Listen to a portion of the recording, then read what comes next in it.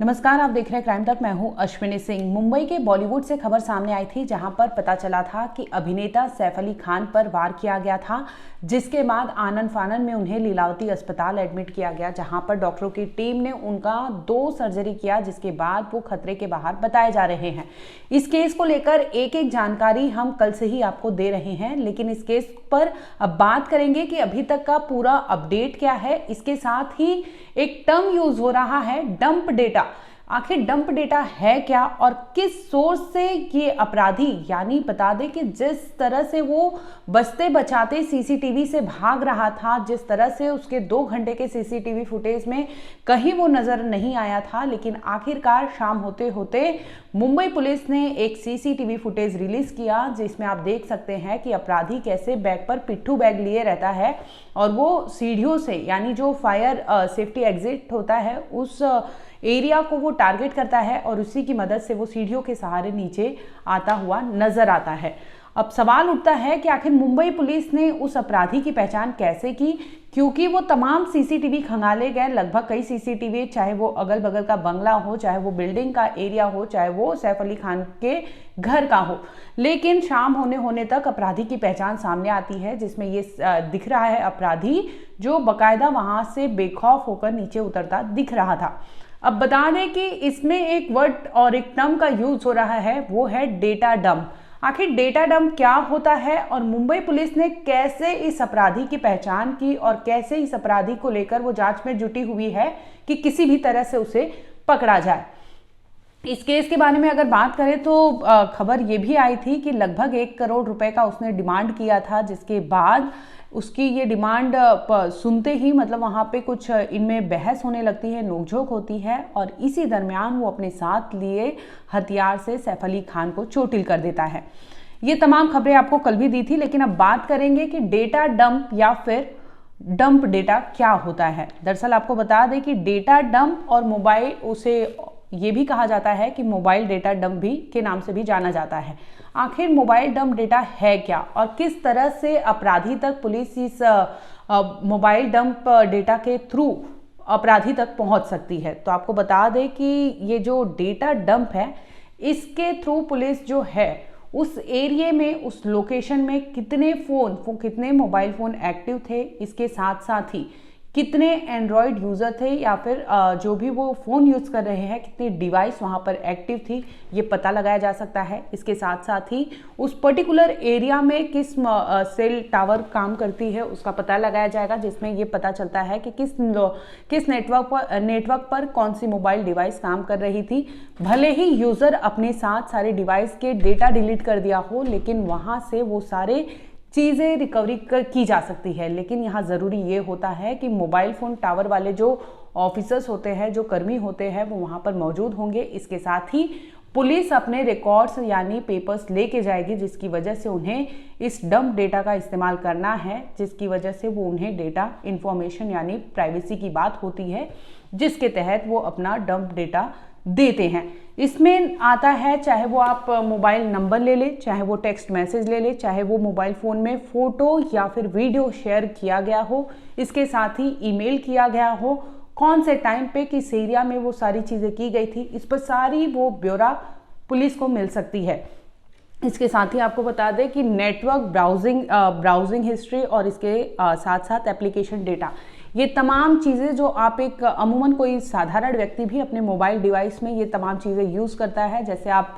देखते होंगे कि अपने फ़ोन में चाहे वो कॉल हो, चाहे वो टेक्स्ट मैसेज हो, चाहे वो ईमेल हो, चाहे वो व्हाट्सएप हो, तमाम ऐसे सोशल नेटवर्किंग हो जहाँ पर आप फ़ोन डिवाइस का इस्तेमाल करते हैं, तो यही डेटा डंप डेटा कहलाता है, जो पुलिस अपने जब वो जांच करती है, उन्हें कोई अपराधी की तलाश होती है, तो वो उस एरिया के डंप डेटा मैनेजर के पास जाते हैं, जहां पर ये तमाम चीज़ें कलेक्ट करते हैं। तो यही सैफ अली खान मामले में भी होता है। जिस तरह से सीसीटीवी में उसका फोटो सामने आया था और जो टाइमिंग थी, यानी इंसिडेंट कब हुआ था, ये टाइमिंग उनके पास थी, जिसकी वजह से उन्होंने डंप डेटा निकलवाया और एरिया में कौन से नेटवर्क पर कितने लोग एक्टिव थे, इन तमाम चीज़ों का उन्होंने अपने पास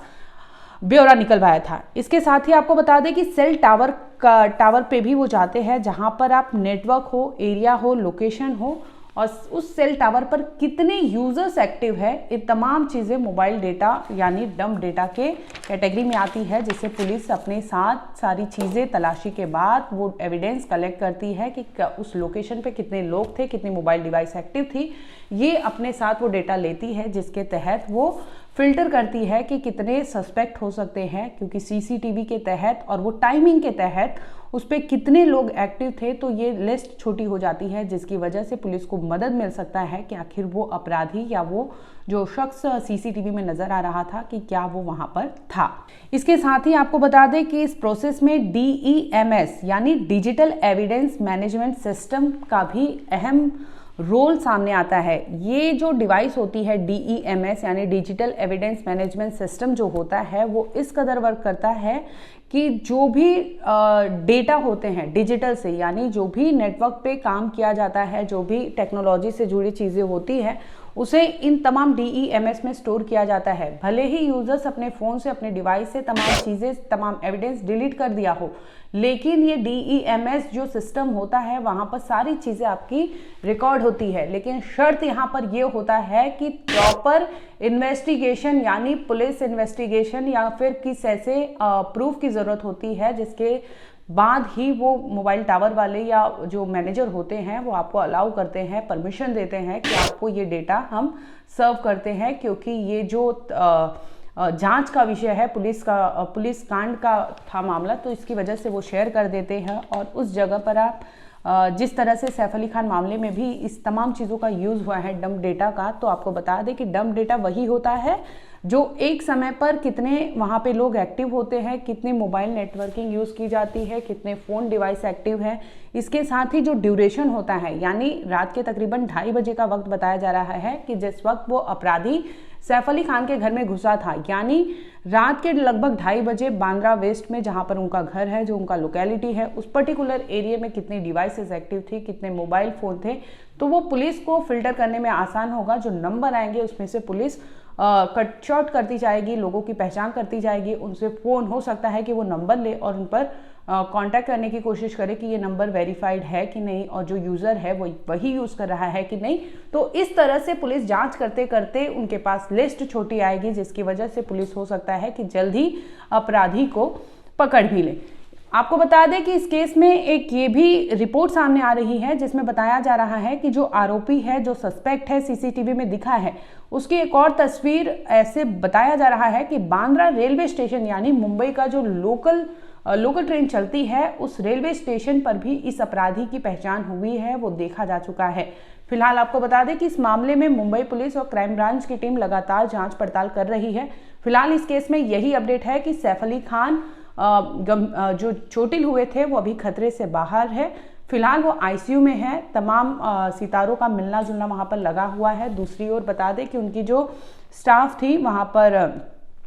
घर में, वो भी चोटिल हुई थी। हालांकि उन्हें पट्टी लगाकर उन्हें कल ही डिस्चार्ज कर दिया गया था, जिसके बाद बांद्रा पुलिस स्टेशन में उन्होंने अपना बयान दर्ज करवाया था, जिसमें उन्होंने ही बताया था कि 1 करोड़ रुपए की डिमांड की गई थी और वो थ्रेट कर रहा था, जिसकी वजह से वो चीखने लगती है और उनकी चीख सुनकर ही सैफ अली खान वहाँ पर आए थे और ये इस पूरे कांड को अंजाम दिया गया था।